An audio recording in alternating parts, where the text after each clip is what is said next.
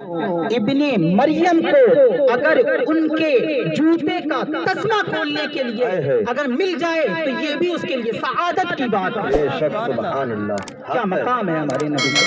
اور پھر نبی کوئی عام انسان تمنا کرتا ہے وہ الگ بات تھی، لیکن نبی یہ التجا کرے، نبی یہ التجا کرے میں نبی نہیں ہوتا لیکن اس امت میں ہوتا۔ تو میرے دوستو ہم یعنی اس سے ہمیں یہ معلوم ہوتا ہے کہ رب کا ہم پر کتنا فضل ہے، اس کا کتنا احسان ہے، بہت بڑا احسان، بہت بڑا احسان۔ بے شک۔ تو اگر کوئی کسی پر احسان کرتا ہے تو اس کے احسان کا کچھ بدلہ چکانے یا اس کا شکریہ ادا کرنے کے لیے بھی کچھ اہتمام کیا جاتا ہے۔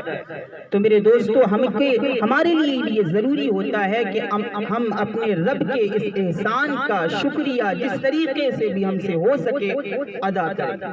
بے شک میرے دوستو تو رب تعالی کا جو احسان ہے اس کے احسان کو ادا کرنے کا اہم ذریعہ اس کی عبادت ہے، اس کی بارگاہ میں اپنے سر کو جھکانا۔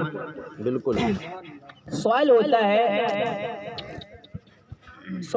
ہے what is meaning life of our life, یعنی ہماری زندگی کی میننگ کیا ہے، ہماری زندگی کا پرپس، مقصد کیا ہے، یہ سوال ایک پیدا ہوتا ہے۔ کیونکہ ہم دیکھتے ہیں دنیا میں کہ اگر غالباً ہمارا یہ تخت بنایا گیا یا چیئر بنائی گئی یعنی کرسی بنائی گئی تو اس کا کوئی نہ کوئی مقصد ضرور ہے نا، اس پر بیٹھیں گے نا، تو اگر وہ چیز بیٹھنے کے کام نہیں آئی یہ بھی آپ یاد رکھیں تو کیا ہوتا ہے، اس کا ڈسٹ بن میں ڈال دیتے ہیں یا ادھر ادھر پھینک دیتے ہیں، کباڑے میں ڈال دیتے ہیں نا، یہی ہوتا ہے نا۔ تو اول یہ جانیں کہ انسان کو رب نے پیدا کیا تو پیدا کرنے کا مقصد کیا ہے۔ ایک جو ہے ڈاکٹر بریٹک فراچ غالباً انہوں نے اپنی ایک کتاب لکھی ہے جس کتاب کا نام ہے مینس لائف میننگ کتاب ہے۔ اب اس کتاب میں وہ لکھ رہے ہیں، بہت شاندار بات انہوں نے کہی ہے، کہا ہے کہ he who has a right to live can bear the most to can bear with most anyhow۔ ان کی جو کتاب ہے یعنی انگلش میں کتاب ہے اس کی یہ ایک عبارت ہے، یعنی اس سے کیا کہنا چاہتے ہیں، بتا رہے ہیں وہ یہ لوگوں کو کہ وہ شخص کہ جس نے اپنی زندگی کا مقصد جان لیا، اپنی زندگی کا مطلب جان لیا، اپنی زندگی کی میننگ جان لی، معنی جان لیا، تو وہ ہر طرح کے اتار اور چڑھاؤ کو آسانی سے پار کر جاتا ہے۔ بے شک، سبحان اللہ، بے شک۔ اور ہم یہ بھی کہہ سکتے ہیں کہ وہ ہر طرح کی مشکلات سے گزر کر کے وہ اپنی کامیابی کو حاصل کر لیتا ہے۔ بے شک۔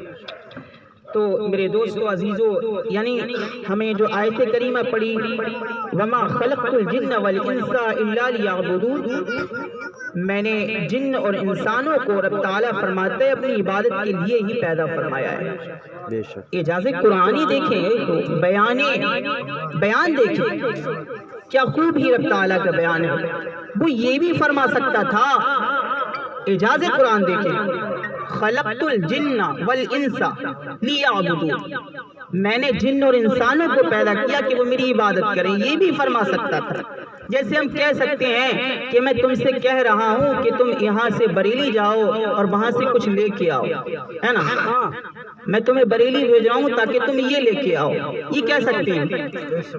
دراصل بات یہ ہے کہا یہ بھی جا سکتا تھا، لیکن اس میں اتنا زور نہیں ہے، اتنی تاکید نہیں ہے جتنی کہ اس میں ہے کہ میں نے تمہیں یعنی پیدا کس لیے کیا ہے، میں نے تمہیں ایسے ہی نہیں بھیجا۔ وما خلقت الجن والانس الا لیعبدون، میں نے تمہیں کس لیے بھیجا ہے، ایسے ہی نہیں بھیجا ہے۔ اے جانے والے سن لے، میں نے تجھے اس لیے بھیجا ہے کہ تاکہ تو میری بے عبادت شک کر۔ سبحان اللہ سبحان اللہ میں نے جن اور انسانوں کو ایسی پیدا نہیں فرمایا بلکہ اس لیے پیدا فرمایا کہ وہ میری عبادت کریں۔ میرے دوستو، تو اس سے ہمیں یعنی یہ معلوم ہوا کہ ہم پر اپنے رب کی عبادت کرنا یہ ہماری زندگی کا مقصد ہے نا، جی جی ہماری زندگی کا یہ مقصد ہے۔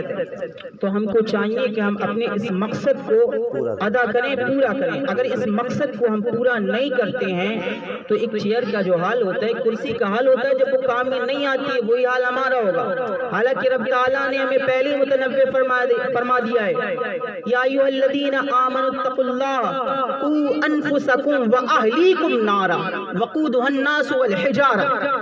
اے ایمان والو، خود کو اور اپنے گھر والوں کو اس آگ سے بچاؤ کہ جس کا ایندھن انسان اور پتھر ہے، بے شک جس کا ایندھن انسان اور پتھر ہے۔ اللہ پہلے متنبع فرما دیا، اللہ اکبر، جہنم کی آگ کیا اللہ یار۔ خیر کرے مولا۔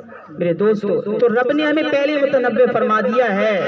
اب جس کے لیے یعنی پہلے اگر جو ہے بورڈ لگا دیا گیا ہو کہ لوگوں ادھر مت جانا، خطرہ ہے، اب وہ ادھر ہی جائے تو اس سے بڑا بے وقوف کون ہو سکتا ہے نا؟